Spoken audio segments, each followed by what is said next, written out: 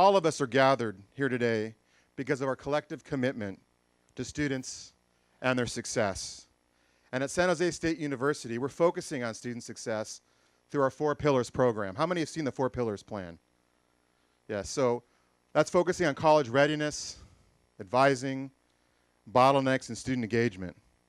And addressing college readiness is one of our top priorities in making sure that we're successful with our students.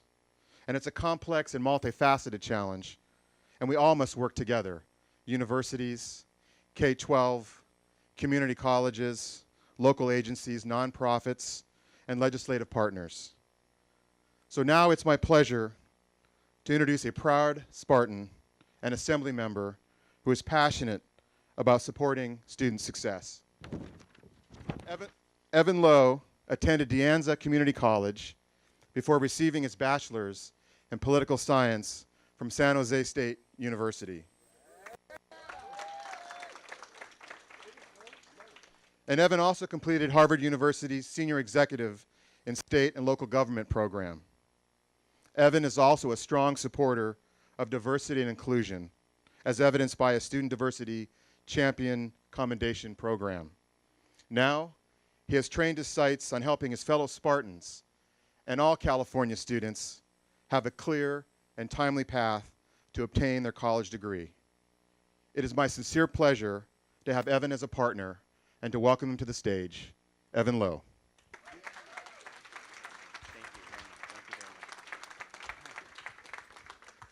Well, good morning. Aren't we all excited to be here this morning with fellow individuals who are engaged on higher education, education in general, and just the fundamental basics of what Silicon Valley is?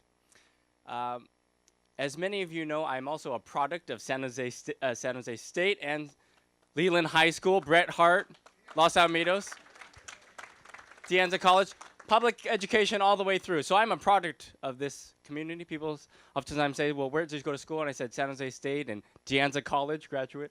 So public education all the way through, and we can create the next leaders of society in these public institutions.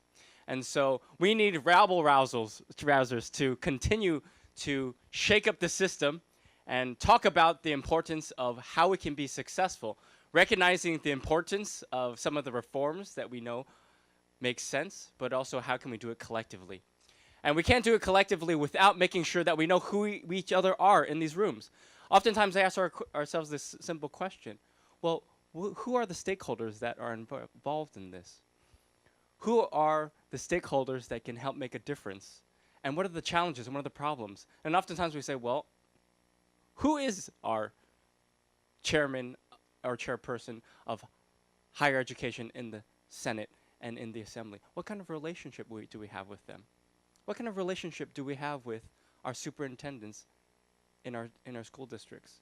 What kind of relationship, meaningful relationships? Because let's be clear, within public institutions, oftentimes we fight for the same piece of the pie. And it should not be a zero-sum game, but rather how do we expand the pie? How do we expand access and opportunity and resources? And many of you, I'm sure, have traveled to other countries and looked at best practices and says, what works so well? What works well and what doesn't work well? And so how do we share each other's experiences and knowledges of this particularly? And we oftentimes will say, well, the state, God darn those state folks. Well, I'm here to tell you, you can blame me. That's what I'm here for. I work for each and every one of you. But we need to make sure that this is a collective effort. And so I'm only one of 120, just like you are one of many individuals within your institutions. So before we get into hearing from our phenomenal speaker, let me ask you to do this. If you haven't already, make sure that you have your business cards. Make sure that you are sitting next to people that you don't already know. Because oftentimes we'll say, ooh, I know the same person. I'm going to sit next to my school board members. I'm going to sit next to my superintendent. I'm going to sit next to my neighboring person. And I do that too. I'm equally guilty. I'll say, I'll sit next to the Democrat from Northern California. But oftentimes now I say, no, I'm going to sit next to the Republican from the Central Valley because I want to get to know them. I want to get to share these experiences. So if you don't remember anything else I said today, which is very likely, just do this. which is share your experiences, exchange business cards, go out of your way. Go out of your way and look at someone and say, hello, my name is so-and-so. And exchange business cards. You'll have an opportunity to do that throughout the day, throughout the different sessions, but that's what I'm hopeful for. Okay, so what are we doing here? And what is the desired outcome?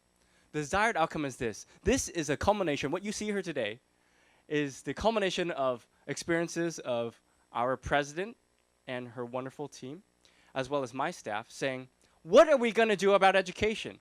I'm sick and tired of hearing about California being the last, next to the bottom. I'm tired of hearing that we can't get it done. And I'm tired of hearing in Sacramento, well, this is just how it's going to be. So how do we think differently?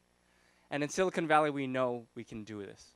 And so how do we make sure that you're holding your elected representatives in Sacramento accountable and that we are empowered to be able to think collectively, so it's not just one member, but that we can make sure that it's the entire legislative delegation? How do we make sure that the governor understands this?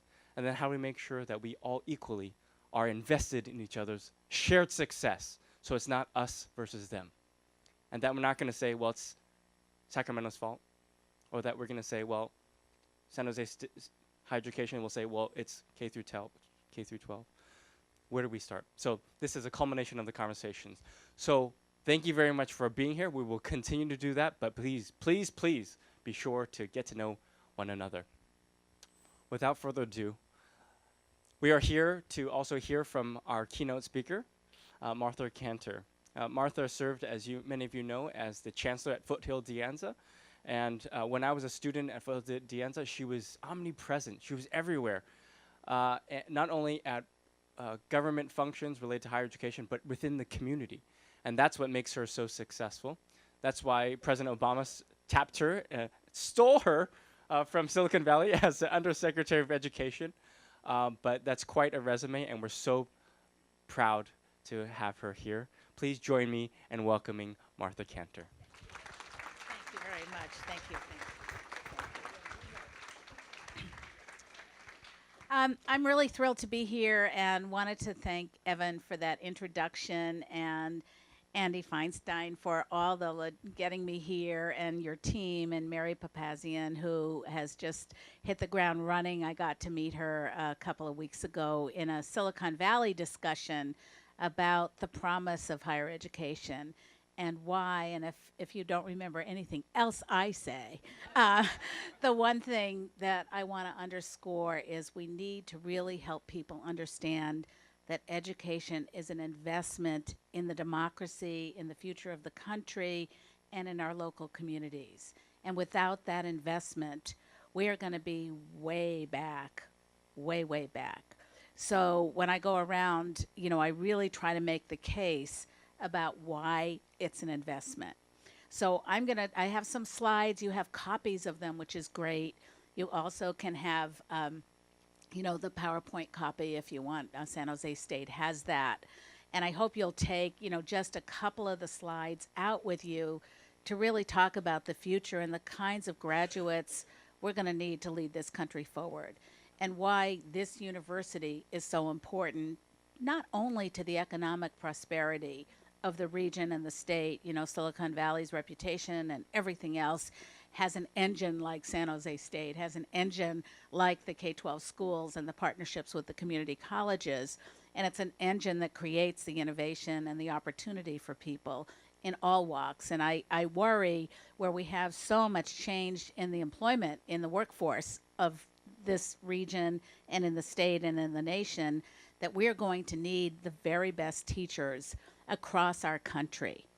And when we look back, maybe we haven't done enough to support the teachers who are going to inspire young people to become those leaders and innovators in all walks. So the reason I talk not only about economic prosperity, but I talk about our social prosperity and our civic prosperity, because we don't only need engineers.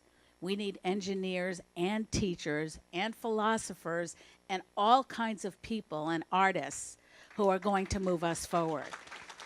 So I really think it's important to not to decouple, which has happened over the last 20, 30 years. You know, I look back and I see lots of people in the audience that I've known for many decades.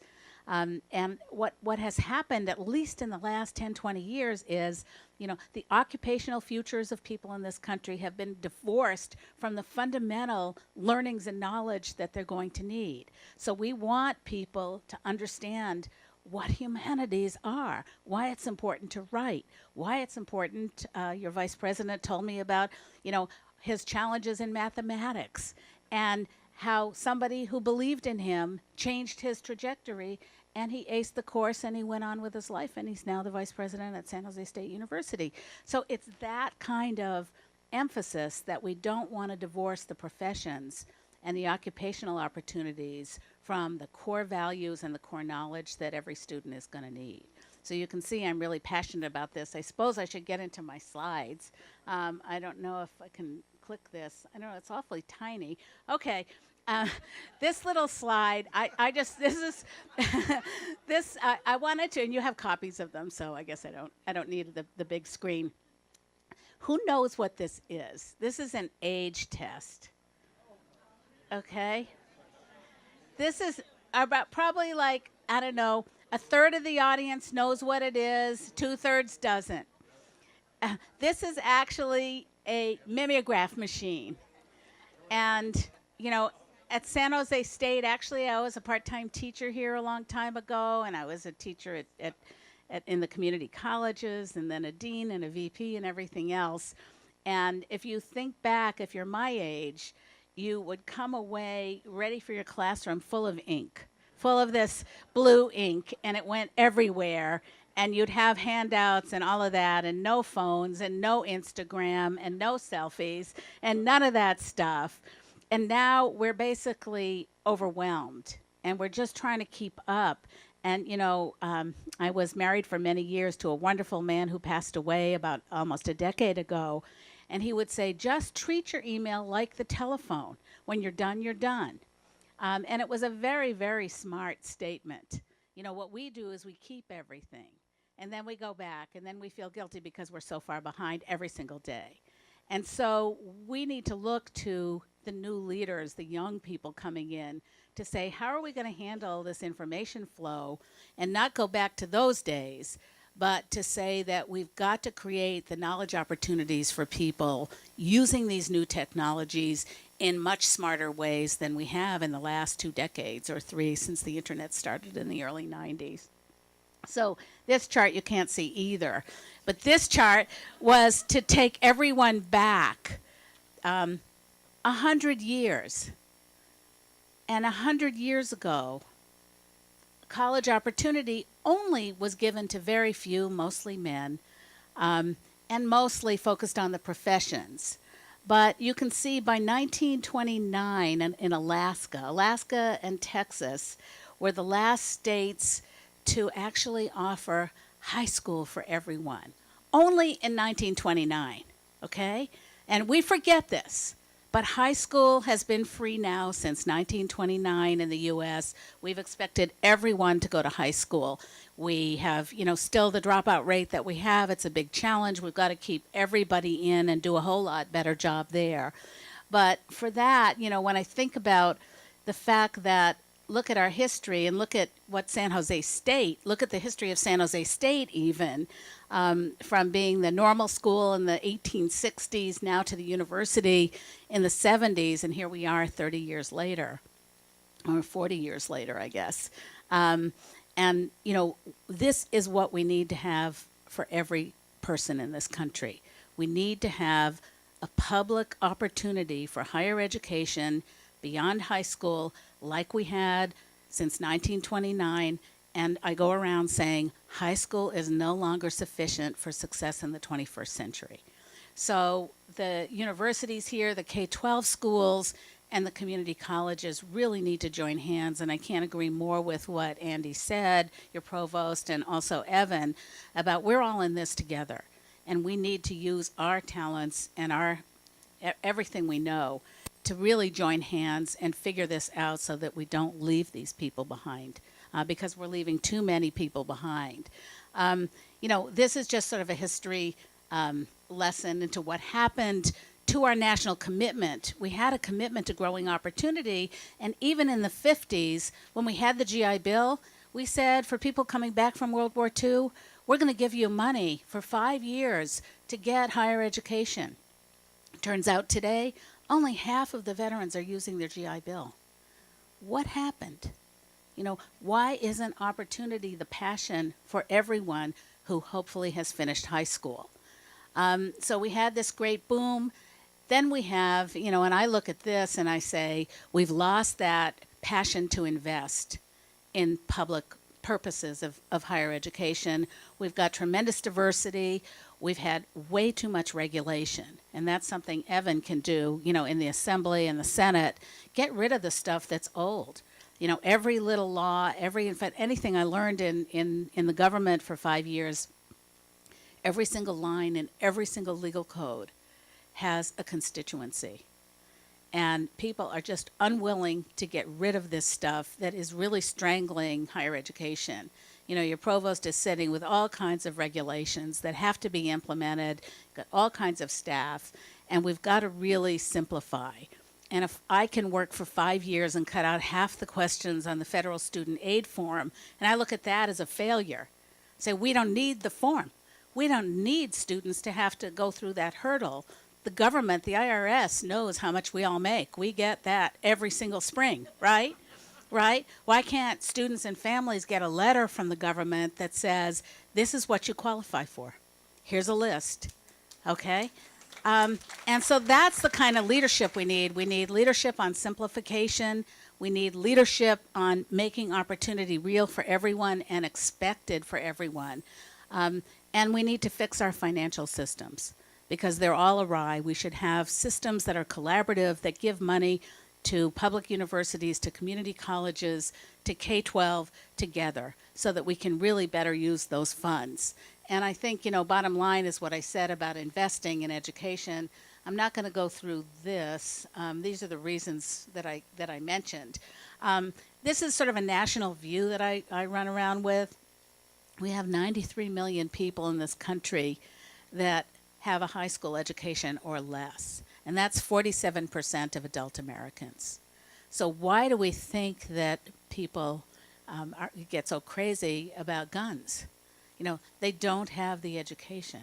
I'm going to a big rally, an anti-gun violence rally on Sunday in the mall. And I'm for everyone that wants to have a responsible use of a gun. But this is crazy. I went to Bozeman, Montana, and I see a huge billboard that says, learn to shoot your machine gun here. And it had a picture of a machine gun. And, it's unconscionable. It's unconscionable. So we've lost our way. We also don't understand who our students are very often. We think, and certainly, I did this little analysis of the Senate and House in Washington, how many people went to an elite East Coast school. And so understanding, who our students are, and really that more than 80% are in your systems, are either in a state university or a community college in this country. And why has there been such a disconnect in terms of voice? And who are the students, the working students, the students that are trying to make ends meet? So that's why, I'm dedicating my next couple of years to working on keeping college affordable and figuring out, how we can fund this. And I kind of half joke about, I said, I'm on a charge to find 53 billionaires. Because with $53 billion, we could do this. We could keep the public option for all students open. I know California would need $3 billion because you're large, and Wyoming might need $500 million. But these 53 billionaires would still be the richest people in the world. And so how do we do this? And what's interesting is with the 150 college promise programs around the country now that have sprouted up everywhere, people are finding very creative ways to put money into an irrevocable trust. So if you hear anything from me, sustainability is one word and simplification is another. The sustainability side is, can we use the dollars better to generate income, interest, investment that can go further? I used to look at the Pell Grant money. We did all that work on direct lending back in the early when I started in the government in 2009. No institution, no college, no university, nobody wanted to help us with direct lending. They said it was too hard. Financial aid officers said it was a nightmare. Can't do it, can't do it. We ended up doing it. We ended up saving $60 billion. We put $40 billion into Pell Grants and put 20 to reduce the federal deficit. That's what happened there. So, and that was in the context of the simplification on the Pell Grants and everything else. Well, you know, I look at that 40 billion that went into Pell Grants and I say, but it's not generating interest. We can't use it to work for the country. And so we've got to find smart ways to do that. And that's why I admire, you know, somebody like Governor Haslam in Tennessee.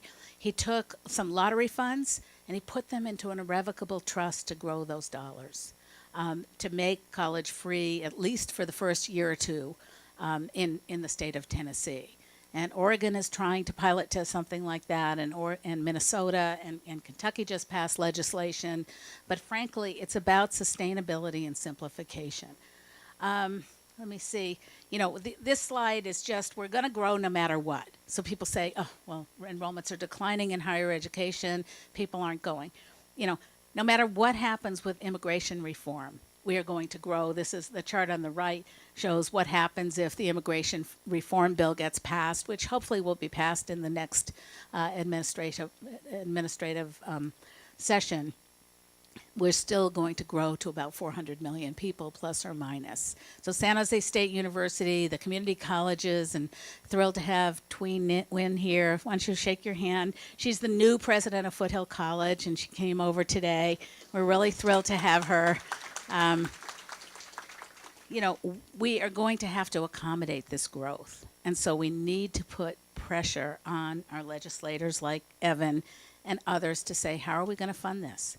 How are we going to support these students? We can't have classes of thousands and thousands. It just doesn't work. And we've lost our way with technology as far as I'm concerned. We've lost that face-to-face interaction that we need to incorporate the new technologies to provide. So that's one of the challenges. You know, I want a student to know that we believe in that student. And we're bringing up a lot of people that just don't have the socialization skills, because they're looking at their phones instead of, you know, their faculty. So it's a big problem. These are charts of states' disinvestment. So, you know, states have got to step up and start figuring out how to do this, even with all the constraints they have. You know, in California, we built 30 plus prisons. They should have been schools. They should have been universities. That's what my 40 years looking back on what we have, what we've done. And who's in those prisons? You know, we've got people that shouldn't even be in there. It's ridiculous. I don't want to tell you the bad news there. We know college costs have to go up, but we also have problems. And, you know, I told Mary I would talk for about half an hour, so I have about 10 minutes left. And then we'll have a conversation about all of this. But we've got a huge completion challenge, and that's why I was so thrilled to read, you know, the report that you did on the 4 pillars, because I think those 4 pillars that San Jose State is going to organize itself around are critical for the success of these students. And we've got too many students that aren't finishing enough. They're not taking enough classes. We know that they work. Can we incorporate their need to work into how they need to be educated? I think that's one of the biggest challenges for higher education. Can we do a call to business? Many of you are business leaders, to give students paid internships to offset the need to work so that they can work and go to school in a meaningful way. And it means, you know, faculty doing some things differently. It means rescheduling. It means accommodating students so they can work in the morning and go to school in the afternoon, or work in the afternoon and go in the evening, or weekend programs, or whatever it's going to mean. But we've got to acknowledge that this is such a high-cost area, and students are going to have to work to be able to support themselves and their families. So we've got to do there. This whole list are things that are challenges of higher ed. I don't think I need to go through those because I think you're aware of every single one. And we don't want students coming out with those huge loans. We don't even want 10 or 20,000. Let them use that to buy a car or a house. So I think we've got big challenges ahead. We know we have this achievement gap. We know we're 12th in the world instead of number one, which we were a generation ago. And, I think the question is, are we going to have a middle class or not? And I think the election shows you what these choices are. And it's really painful to watch, to think about the middle class, and much less to think about lower income families, to see how people are going to be successful in the 21st century. So, I love this slide. So, where do we go from here? I don't know what happened with the translation, but on the left, you've got college readiness, advising, student engagement, and clearing the bottlenecks. Those are the four pillars for student success. And, on the right were just things that I really got from reading the plan, and things that I think we need to think about. How are we going to connect the dots? How are we going to integrate, but also accelerate student success? It is someone who believed in someone. It is a faculty member getting to know the name. I mean, so much research. If you know the student's name, the student will be more successful. If you stick to some basic kinds of things, if we use the research we already have. Not that we do need more research. I'm the first one out there to say we've got to put more money into research, and I know San Jose State does a tremendous job in that domain. But we have a lot of research that sits on the shelf that needs to be used to really accelerate student success. On the advising and counseling and support, really, really important. People who believe in students, but it needs to be 24/7. We need to use the technologies to be able to do that. And where's Jamil Punja? Stand up, Jamil. He's in the back there. He works at Thumbtack. It's a Silicon Valley startup. There are brilliant young people like that could help the universities and the community colleges and K-12 understand how to personalize this. How do we make sure that everyone is connected? Every student is connected to a mentor, a tutor, a counselor, or an advisor. That's the challenge. I read the plan. I'm not sure 1 to 1,600 is going to do it. 1 to 1,800 is what you have now. One person to 1,800. So we've got to be really, really smart to figure out, are there other ways to do this? And I was looking, I thought, okay, well, you have 250,000 alums from San Jose State. What are they doing? Can some of them give housing to the juniors and seniors? Can some of them do the mentoring and the tutoring? Can there be some sort of really amazing outreach to get that investment and that engagement back into the university to help these students so they don't fall out? Because they fall out for crazy reasons. A lot of it is financial. Their car breaks down, they don't have transportation. They need to work more hours, they can't go to class. All those kinds of things that I think are really, really important to acknowledge in the plan. Engagement, everybody needs a cohort. Everybody needs a community. Whatever you want to call it, there's tons of research that says that works. How do you organize it? And then the bottlenecks. I'm really thrilled you're going to be adding all those classes. But on the other side, what can you get rid of? And remember what I said at the beginning, every single thing that you've done has a constituency. So to get rid of anything, even if it doesn't work so well, is really, really hard. And I think people need to work together to figure out what doesn't make sense anymore, like that crazy FAFSA form. Doesn't make sense. These are just, I'm not going to start on this, but these are all kinds of really good ideas for students that can really enhance the plan. These are things that are happening. Can we know what students already know? We don't have good systems for that. We start students over and over again at the beginning, and frankly, coming from the community colleges, getting rid of the old remediation, it's taken now, 10 years of research to say it doesn't work anymore. It doesn't work to have 5 levels of remediation. And so with remediation being applied to general education courses, we have, huge gains in a lot of the programs that have been pilot testing new forms of remediation.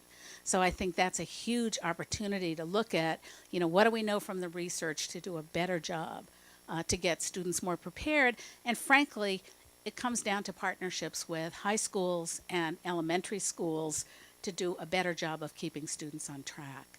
And so I think, I was telling your provost about a guy that I have worked with for a long time, Ralph Rogers. He was a provost at Purdue. And what he did was organize a whole cadre of faculty in the university who mentored high school English and math teachers.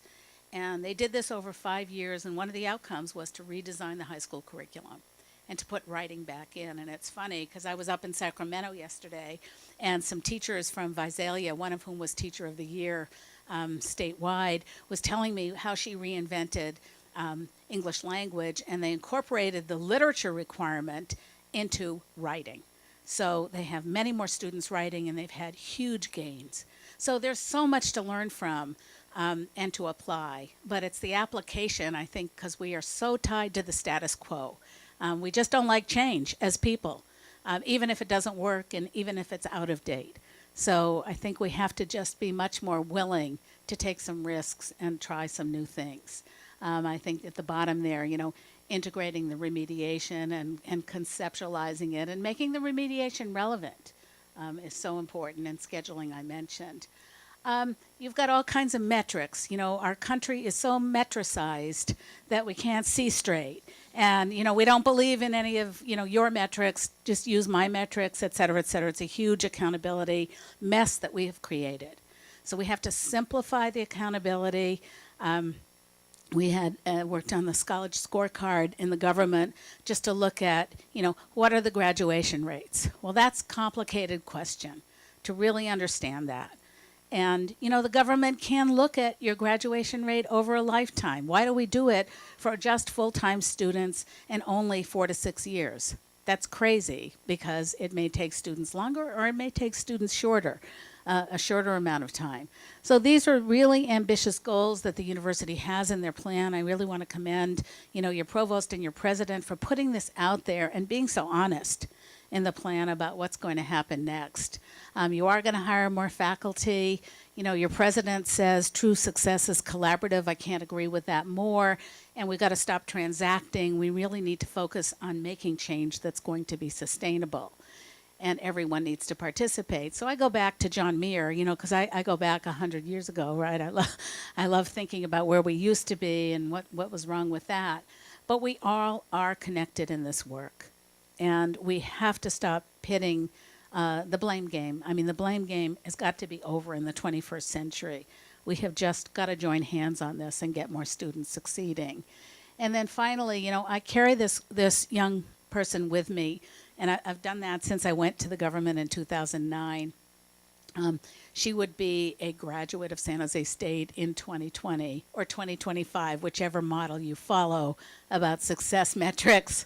You know, and these are kind of the simple things that we can do now. You know, if you just boil everything down, you know, we want everyone to stay on grade level in K-12. We want everyone getting in an easy way to a 2 or a 4-year institution after high school.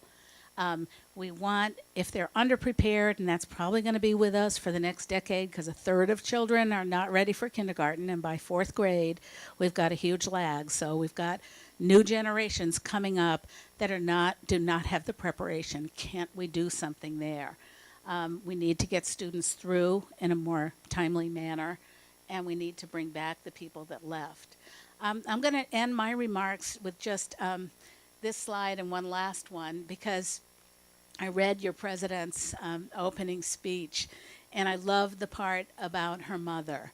And she really, you know, gave a tribute to her mother that I thought was so compelling, because we all want to prepare students for lives of purpose. And I think we often say we want to prepare them to be an engineer. No, I want to prepare my students for a life of purpose.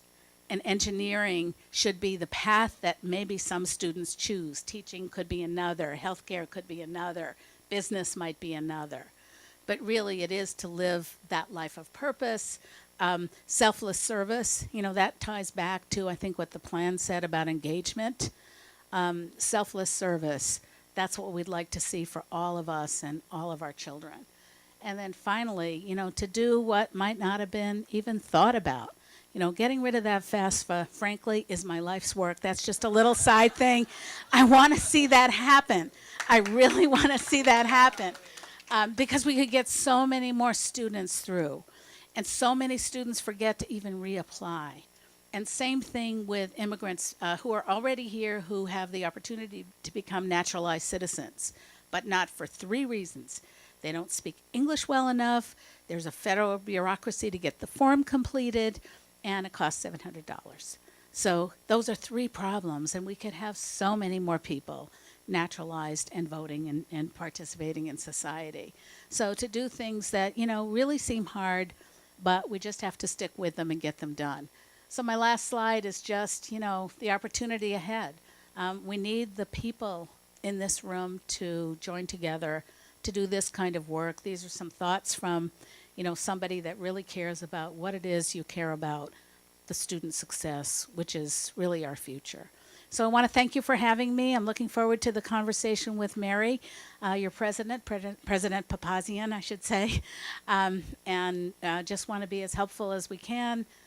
Washington hopefully will be able to function in another couple of years. It's been really disappointing to see the fractionalization and the division, which is not helping us lead our country forward. So thanks very much for having me, and look forward to the next part of the program.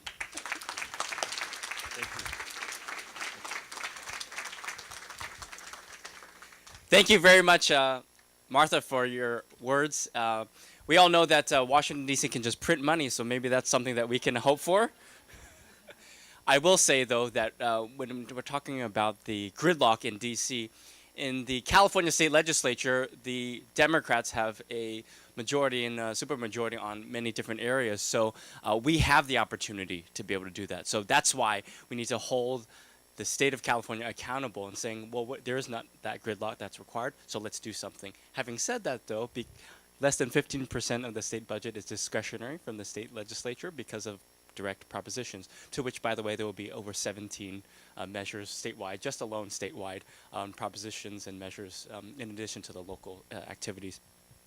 I also wanted to mention, it is okay to pull out your phones and mention and post on Facebook, hashtag San Jose State, hashtag whatever educational institution that you are from, to help expand the opportunity to tell people what we're doing here, why you are committed to education. So feel free to do that throughout the day. I'll now turn it over to Andy.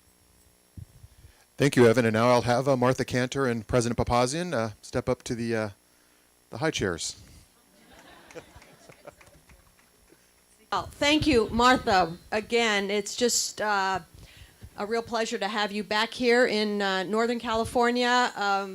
Martha, as hasn't been said yet, but is currently distinguished professor at NYU. So she is also just wreaking the right kind of havoc in the Big Apple. And that's what we need. So one more round of applause, please, for her work. I was taking notes on more questions I wanted to ask, and I have a long list, but I'm going to keep mine brief and really encourage Martha to elaborate a little bit. Donne said, actually, I wrote on John Donne, he's a 17th century poet, and he said, of course, no man is an island entire of himself in the 17th meditation of the devotions. And that is another one of those phrases, I think, that reminds us that we are all linked together. And so I just want to welcome all of you from all of our partners throughout the community, throughout government, and throughout business who have come together to really help us address what I believe is the most important issue of our time. Because if we don't get this right, then we will not be in a position to address all of the other issues of which we are all so painfully and acutely aware. So the time we spend on this is perhaps the best time that we could spend. Martha spoke, you spoke about the imperative to the 4- and 6-year graduation rates, and certainly that's something here at San Jose State, as you noted, that we're very much focused on. I must say that I was even more interested, not just in the 4- to 6-year graduation rate, but the closure of the achievement gap. Can you talk a little bit about how we, working together collectively as partners, might be able to really move the needle on this? What are, 1 or 2 key actions we might take? Yeah, I think, since you play such a huge role in teacher preparation, I think the achievement gap starts at birth, frankly. And I think, first people need a context for the achievement gap. So we need to look at it holistically from birth through life. And people have different experiences and different opportunities, but if we don't have a third of children ready for kindergarten, and they lag behind by fourth grade in reading and math, then the achievement gap, as they go through, they fall out of the system, and they are underprepared despite even the best schools with the best preparation, public or private or wherever. So we've got to tackle this as a whole community. And I think, one of the things we're looking at in the College Promise programs, and I think you can take a look at Brilliant Baby, the Brilliant Baby work in the Oakland Promise, if you go to Oakland Promise. Because what they're going to do is, first of all, start off every family with low-income children from low-income families, is going to get a college savings account, and it's going to be matched by business and industry over the trajectory of K-12. So that's one tiny little financial incentive that actually, on a monthly basis, is going to help the families and going to help the adults understand what growing interest is to build financial capacity or capability. So I think we need to think about that holistically. I think we need a deep dive into the curriculum.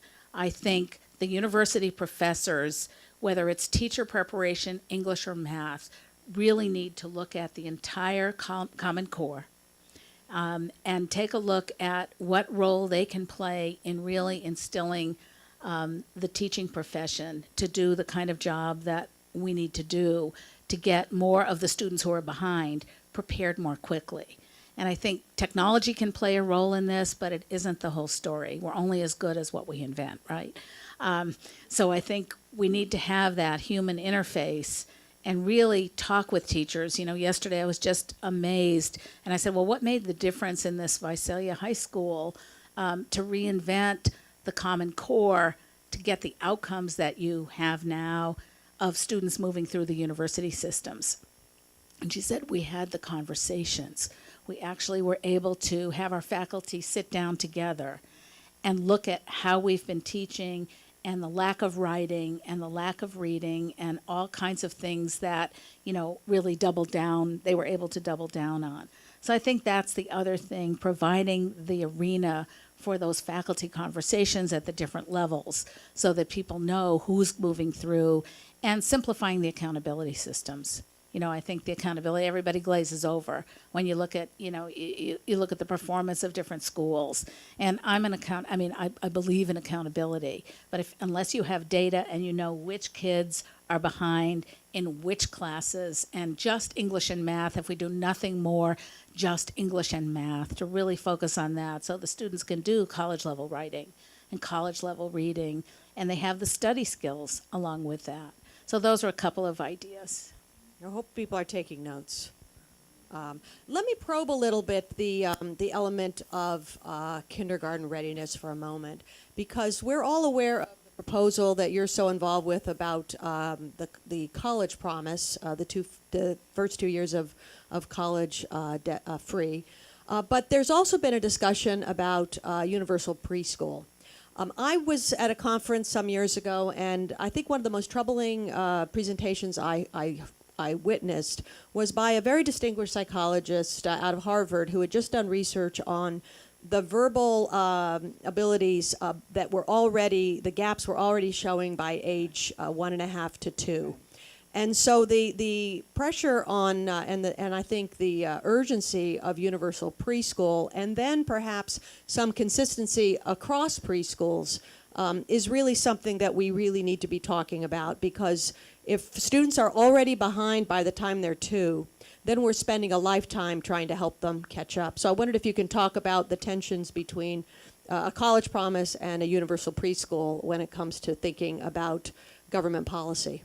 Yeah, to me, there shouldn't be a tension, because I go back to my 53 billionaires. And you can look at different budgets, whether it's federal, state, or local, and see where we've made investments and say, are those investments working for us today, or are those investments just carryover investments that no longer really have the kind of outcomes that we might have envisioned a long time ago. So I say we need to do it all. We need to do preschool. I like the Oakland Promise because it's promising education support and dollars for those students through college, through a state university and a community college, depending on what students choose. I like the Kalamazoo Promise in Michigan, which is over 10 years old now, because they've actually included a small list of privates as well, up to the cost of what they would have in a public. So we want students to have choice, but we've got to start early, and frankly, it's prenatal. Frankly, it's parents. So I think we have to have an intergenerational view that we're not just focused on kids, but we're doing, that's why I like the Harlem Children's Zone, and I like the Promise Zone work that's being done in lots of different communities, because it's taking a holistic approach to families. Parents are only going to be doing the prenatal care and having good nutrition, and so it might start, we shouldn't wait till kindergarten or Head Start. We should start right away. And I think if we look at the whole family approach, that'll help us figure out what do families need at what points in time to really do a better job in getting their kids healthy and ready to learn. Well, our politics sometimes gets in the way when we think about what families are able to find, support, pay for preschool, which can be as expensive as, well, I think what I used to pay many years ago, $8,000 a year, and my kids are, one's out of college. This is unaffordable for most families, and this is probably not the experience of most of our elected officials, certainly not at the federal level. I think it changes as we move into the states. And so how do, especially communities of color, really who are disproportionately impacted by our failure to invest, find their voices to help really bring about the kind of change that is so critical to our national health? Yeah, I think we have to find mechanisms to bring these community conversations to a much louder and more visible way.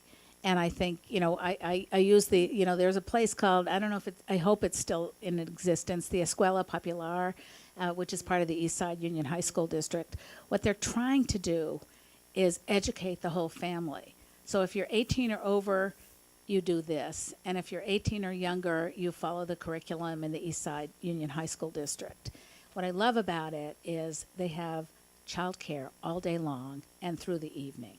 And they have figured out that the families who come there are able to help with the childcare and help with the early learning with the right guidance of the faculty.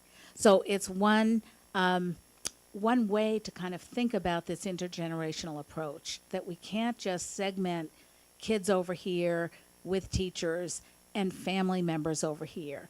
And these are working families. These are low-income families. They're working 2 or 3 jobs, but they're coming in the evenings or in the mornings, and it's a whole school approach. And that's why I'm so passionate about trying to rethink how we're going to engage families, especially in low-income communities, in the education endeavor to get these kids succeeding.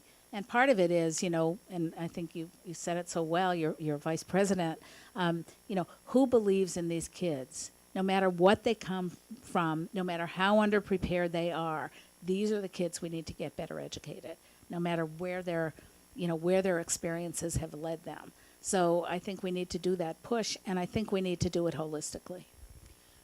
One of the questions I think we have in our society is the way we respect the role of the teacher. And if you go to some of the nations, you were speaking about some of our international best practices, there is a tremendous respect for the role of the teacher. And it shows up in the compensation of teachers. It shows up in the language around the experience of teachers. And I think it's safe to say that too often in our society, we underpay teachers, and we also demonize teachers as the problem rather than part of the solution. And I wonder if you could speak a little bit about what we might do collectively as representing all of the sectors, including our corporate and business partners, how we might begin to change the conversation and the approach to the role of teacher and see it as something that might really be attractive to our best students. Yeah. I got a call from the people who organize the X Prize. There's all these people that work on the X Prize. And they said, well, what kind of X Prize should we be thinking about for the next phase of whatever? And I said, in every single community, in every single school, whether it's an elementary school, a preschool, a high school, a university, a community college, there are faculty who are extraordinary. And they are the unsung heroes. There's tremendous silence. You don't see them. They come in, they come out every day. And I just think we need to understand and put in place a reward system. The rewards can be a range of rewards. They're obviously, the first thing you think about is money. I do think teachers need to be paid more. But there are all kinds of rewards that can be brought to bear in every single school. I think it has to be holistic. I don't think it can be one teacher of the year who comes up to Sacramento and shakes hands, although I think that's great. I think we need to recognize great teaching everywhere. And how you do that is how this community decides. But frankly, there is just tremendous talent going on. There are amazing stories. I heard one today. You wouldn't have been a vice president if you hadn't had that one person who was a math teacher saying, you can do this. What is it going to take? So I do think we need the recognition. I think Silicon Valley is the place to do that. And I think it is every school. Even the lowest performing schools have these amazing, extraordinary teachers that are just trying to make things work. So that would be, a suggestion. You started out with the image of the mimeograph, and I hate to say I did recognize it. I was one of those people. I remember those days. Yeah, you remember those. And so obviously, time passes, technologies change, tools change. We talk a lot in this valley about innovation. And you made some comment about technology. If technology is or the kind, I think you were referring to the MOOCs, those kinds of really big spaces technologically that may or may not actually serve the purposes that they were touted to serve.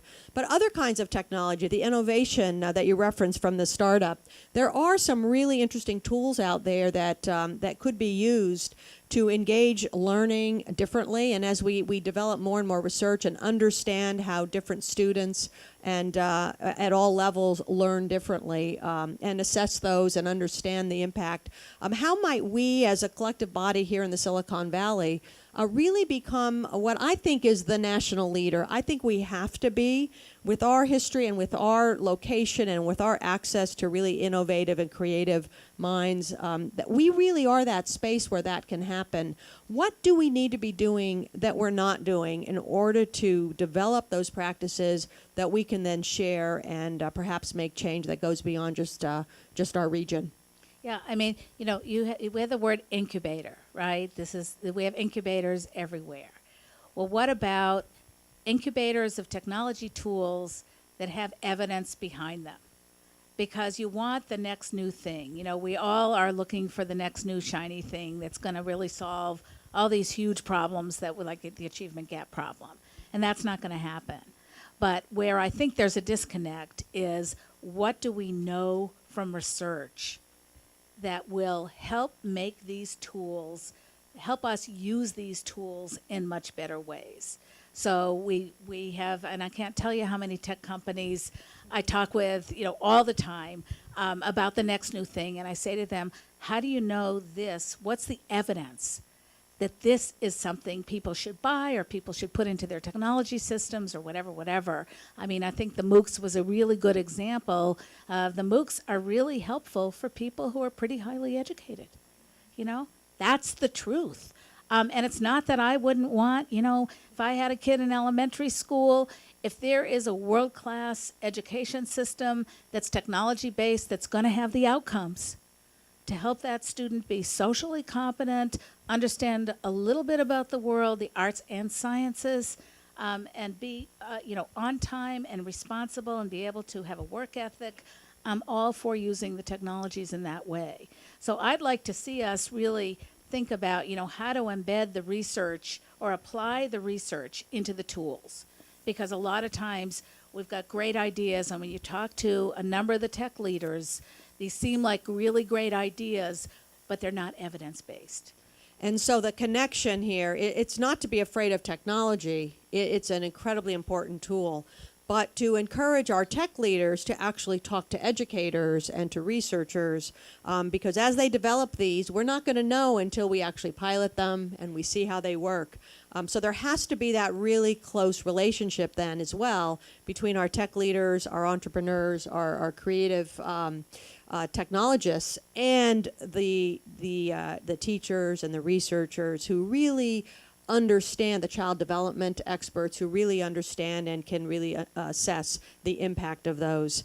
We can go on and do this forever, but we have a full day to come to talk, so I'm going to have to sort of close this part of the program. Our time is up. I want to thank you, Martha, tremendously for being here today and lending your voice and your experience and your commitment to our conversation.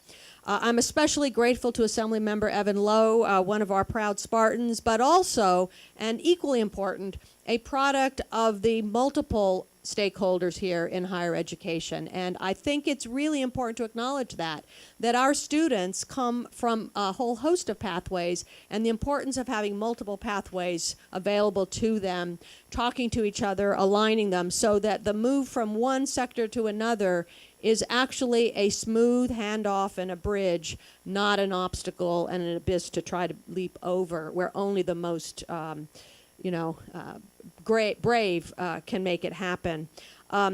San Jose State University, as all of you know, is the founding CSU, but it started out as a normal school, and we have been in the business of educating teachers for a very long time. And in fact, we were the main producer of educators, and that's what our real reputation was based on long before the Silicon Valley became the Silicon Valley, and long before we were known for educating engineers. And I think if there's one plug I want to make in these closing comments is that education and the success of students, the success of our society, the success of our civic and social health at the end of the day has to be done in partnership. So it's not the engineers separately. I commented, as some of you might remember, in that welcoming address, and thank you so much for those really kind words about my mom. But we want to educate engineers with a social conscience, with a social justice perspective, that the humanities, the liberal arts, the sciences, business are not at odds with each other, but in fact, it's that mutual integration. And it's up to us to make sure that we don't retreat back into our comfort zones and into our silos. Our default position is the status quo. We all have to understand that. And so to really bring about different results is change, which can be very frightening to people. And so I just urge you, as you go through this day and you meet those colleagues that you don't know, to speak to Evan's comments earlier, that you also think and reflect on the things that you do, the assumptions you make that you perhaps don't realize you make, that are inhibiting the real kind of change. I believe we have to really take this as the major issue of our time. And so working together and being creative together, challenging each other, we really find avenues forward, because despite wonderful leaders like Evan, we do watch Washington. We know that Washington is an important piece of this, that the relationship between the states and the federal government can be a challenge, and that this is not going to be easy ultimately to solve. And so I will close this part of the morning with with one more round of applause and appreciation to Martha. A really big round of applause to Assemblyman Lowe, please. And just let's work hard. Let's roll up our sleeves. Thank you all.